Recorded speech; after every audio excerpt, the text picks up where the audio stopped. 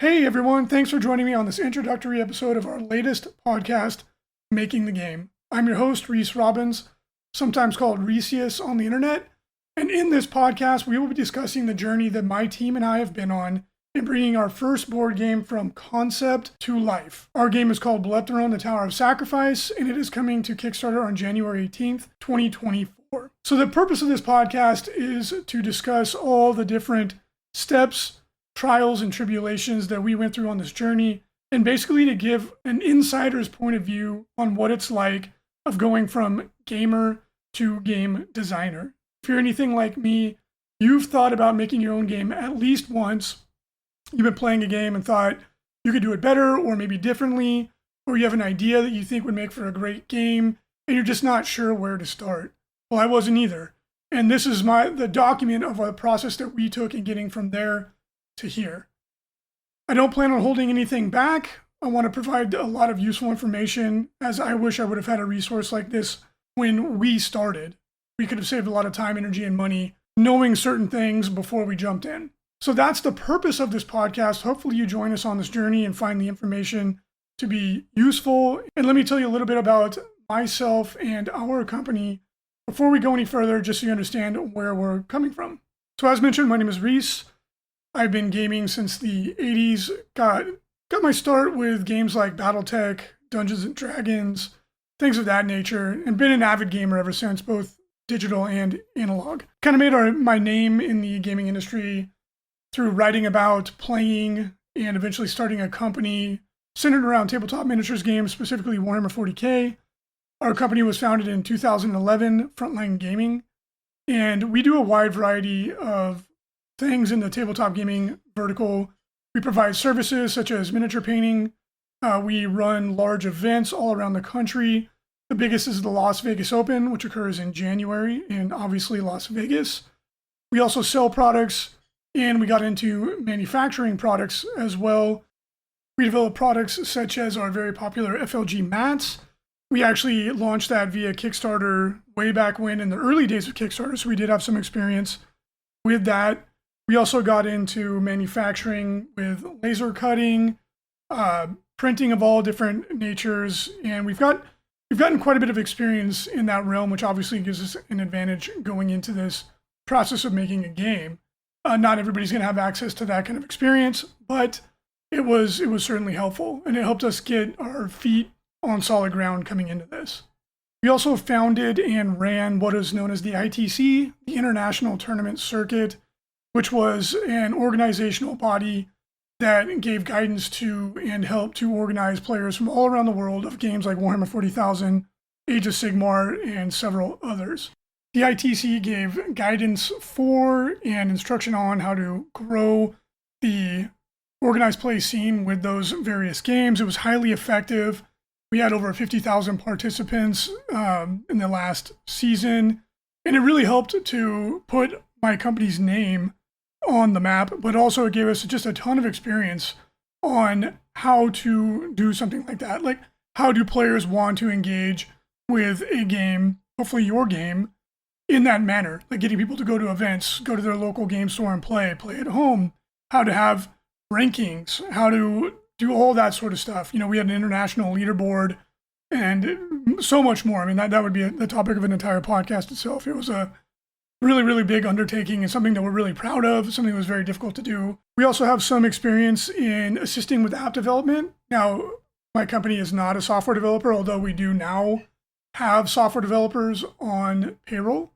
But we started out with no money, no experience, no knowledge, and learned how to work with other people, other developers, to create software that would make it easier for people to come together, play the game, to function as a game aid as we go into this modern age of tabletop gaming that is becoming more and more of a blend of digital and analog. I think that experience will also be very helpful for people who are curious about that aspect of game development. So what is Bloodthrone? What is our game? Bloodthrone is a tactical RPG board game that's set in a dark fantasy world called Chaol. So think of a game like Gloomhaven, Descent, or a similar type of board game that you may have already heard of. Casually, we tell people that it's similar to D&D mixed with XCOM, if you're familiar with either one of those games. Now, when you're marketing your game, one of the biggest tips we got was don't compare your game to another game. You have to describe it in a way that it will stand on its own 2 feet. But as this podcast is more instructional and conversational, I figured I would do the cheat code and just explain it by comparing it to other games. So it's like D&D in that it is a high fantasy setting. It has a lot of elements that are familiar to you if you've played any, high fantasy RPGs. It's a class-based game, meaning you have things like fighters and wizards and clerics. In the starter box, we have pre-made characters to make it easy for people to open the game and start playing. However, and one of the things that took the longest in the development process is that we have fully fleshed out rules for creating your own heroes from the ground up. Like things like class, race, equipment, assigning stat points, all of that sort of stuff that would be familiar to you if you ever played an RPG before. That's all baked into the game. And that will be fully explored in the expansion, which will be available in the Kickstarter, which we decided to separate because we figured there would be a large market of people that wanted a game that could open up and start playing. It has a lot of crunchy mechanics to make it fun and give it a lot of depth, but that extra level of going even deeper into it where you can customize your own party, if you have some cool miniatures you want to use, you can do that. That is in a separate book so that we can fully explore it. And that expansion product will also do a deep dive into the lore and have all kinds of fun stuff like making your own monsters and much, much more. It's a really, really cool expansion. And it's like XCOM, which is a really popular video game if you haven't heard of it, in that you manage a team of fantasy characters. We call it a party, which is a traditional term in fantasy RPGs. And you pick from your party whichever heroes you think will best suit the task at hand. Out the gates, the game will be delivered in a board game. That is the subtitle, The Tower of Sacrifice, as that is the focus of the board game. You are sieging the Tower of Sacrifice. In the lore of the game, which is quite extensive, the world is on the precipice. This, as I explained to people when I was bringing them in, it's like the assault on the Death Star in the first Star Wars. So it's a do or die scenario, and the stakes are very high. The campaign is narratively linked, meaning we wrote a story that unfolds as you play the game. Each one of these heroes comes from a different part of the world. The world has largely been devastated in what we call the Throne Wars, which in the backstory is basically the fall of civilization. The gods are dead. The primary villain in the game, his name is Lord Akrathil, who was on his way to filling that void, becoming the next god of the world. Chaol has mysteriously vanished. In his absence, there has been a struggle for power, and his primary lieutenant, his sort of right-hand man, Belphegor, who is the primary antagonist of the game, he's making his shot at sitting on the Blood Throne. The Blood Throne is the gateway to godhood in our world, and that's what everybody in the game has come together, forming what is called the Last Accord, to try and prevent from happening. So that's the setting, right?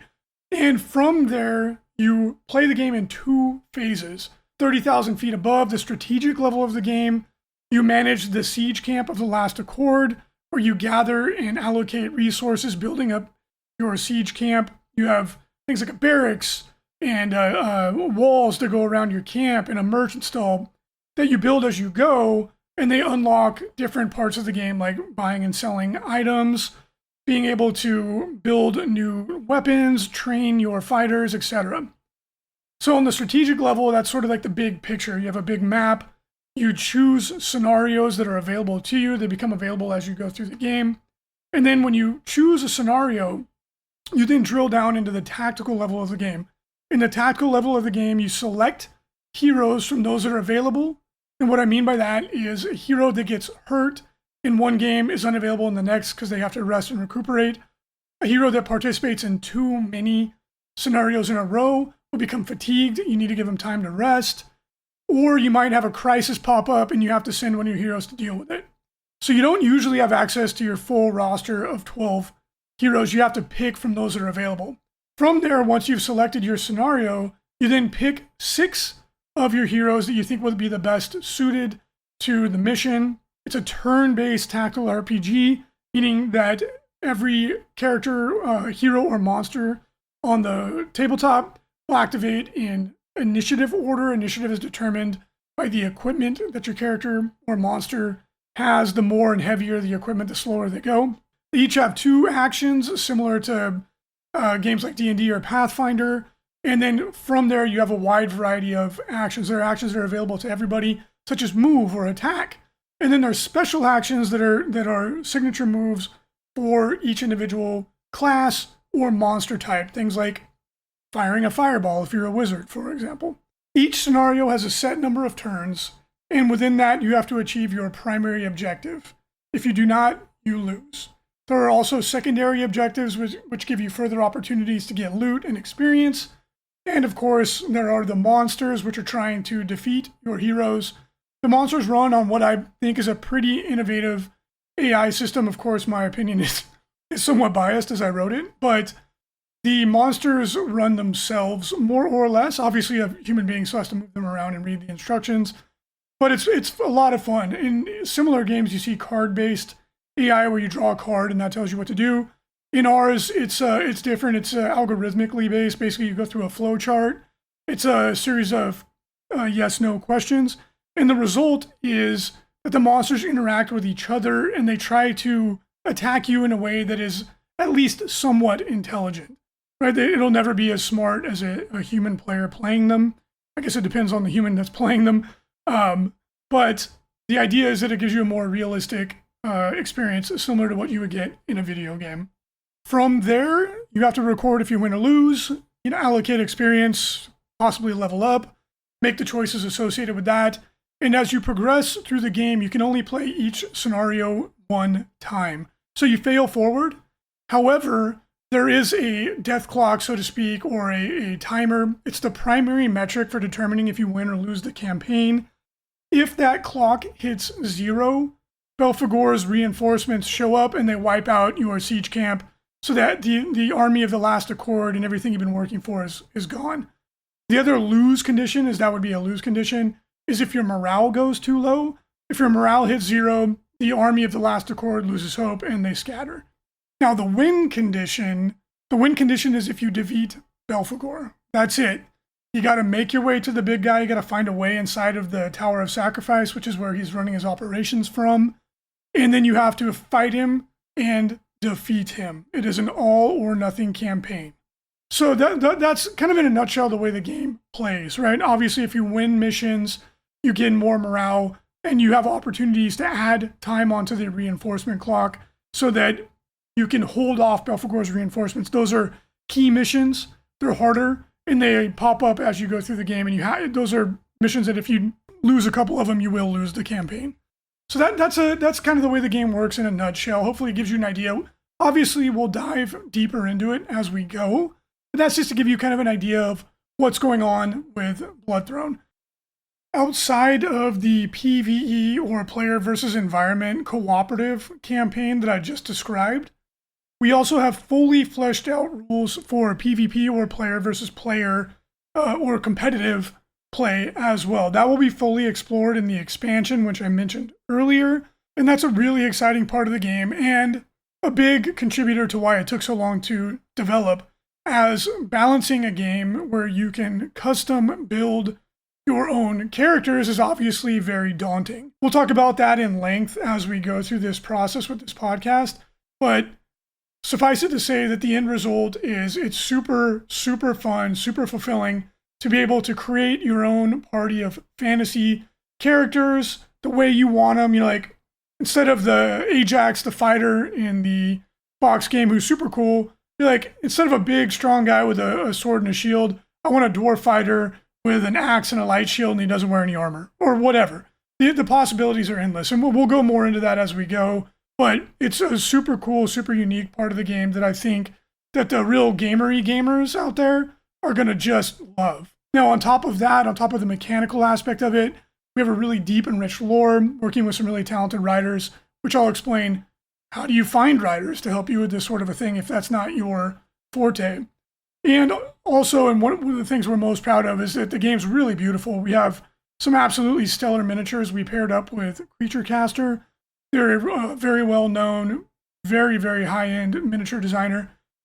So I'm confident that our game will have some of the best looking minis on the market. They all come pre-assembled so that you don't have to worry about putting them together. You can just open the box, pull out the terrain and the mat and all the various gaming components, the tokens, the cards, and all that fun stuff, and get right into it. So we'll discuss all of these things, right? How do you make the tokens? How do you design those? What kind of material should they be on? How did you make the terrain? Ours is pop-up terrain, which is particularly complex. However, it also is much, much, much easier for the end user to just pull it out of the box, push it into shape, and go. How do you find a sculptor if you're not one? How do you find a manufacturer for your game if you're not capable of doing that yourself, which almost nobody is? So in regards to where we're at in the development process, the game is basically done. We've got all the sculpts sculpted. We have almost all of the physical components designed. We just have a few outliers left. And then, of course, we're going through the revision process to make sure it looks good. We've thoroughly play tested the game many times. We played weekly for years. And we're almost done, or we're in the process of getting the molds sculpted and all the physical components getting ready to go into what's called getting the cut sheets or the die lines created for manufacturing things like cards and all those various physical components. We're gearing up to launch the Kickstarter on January 18th. So we're in the middle of working through all that. We have a fully fledged marketing plan, and we're seeing that work in real time. You'll get to hear my feedback on that as it's happening. So we're really deep into the process. The Kickstarter campaign for us is less a means to fund the game, but more of like a pre-order system, which, to be honest, most of the successful Kickstarter board games these days, that's exactly what it is. So when the Kickstarter is done, we'll begin production really quickly afterwards. My hope is within like 6 weeks of the end of the Kickstarter, we're actually making the game. So if everything goes according to plan, we'll have the game in the hands of the customer in the same year that the Kickstarter runs, which is extremely rare in the Kickstarter world. Of course, I don't want to overcommit to anything. I'm not offering that as a guarantee because things could pop up. But so far, we've managed to stay pretty dang close to our projection and our schedule. So we're really close to getting this done. Now, I mentioned all that just so that you understand that we're not talking from a position of just theory. We really have already done a lot of it, or we are in the midst of doing it as I record this. We're going to dive into all those questions, hopefully answer them for you, and do it in a way that's informative and fun, and that doesn't take too long. My objective with this podcast is for it to have a pretty low runtime. I think some of the topics that are more involved, it'll go a little bit longer, but I'm hoping to land within that 15 to 30 minute range to make it easy to listen to on a commute, maybe when you're at the gym, or whenever you have a couple of minutes extra. I plan to put one of these out weekly, and we're going to cover a wide variety of topics. Obviously, it's a really big topic. I mean, it's taken us, we're in almost year 6 of the development process now, and I'll talk further about this as we go. The early years were me working on nights and weekends, so it wasn't full time until year 3. But it's been a long process of learning just all the various things that you have to do, and then finding people that can perform the different tasks, that have the skill sets, that are reliable. How do you communicate with these people? How do you pay them? How do you keep them motivated? Those are all, fairly complicated topics, and it's a lot of ground to cover, but that's the purpose of the podcast. So if you would like to learn more, if you'd like to learn more about our game, I hope you continue to join us. If you have any feedback on topics you'd like to hear first, or ways I could improve, it's been a while since I was on a podcast. Used to do it all the time, but I've taken a little bit of a sabbatical here. Please communicate with us over at frontlinegaming.org. The podcast will be posted there and then on various social media platforms. I'll keep my eye on any comments for questions, things of that nature, so that I can make sure to give you the content that you're hoping to get. To learn more about Bloodthrone, please go to bloodthrone.org, and you can see the informational site. Obviously, it's in a very nascent stage, but there you can sign up for the newsletter where you'll be alerted as new reveals come out, and also you could find our Kickstarter pre-launch page where if you hit the notify me on launch, we'd really appreciate that. Helps you to stay looped in You can also navigate your way to our Blood Throne Game official Facebook group where we are discussing everything that's going on. I'm in there answering questions, etc. So hopefully we'll see you in those various social media locations so that we can continue the conversation.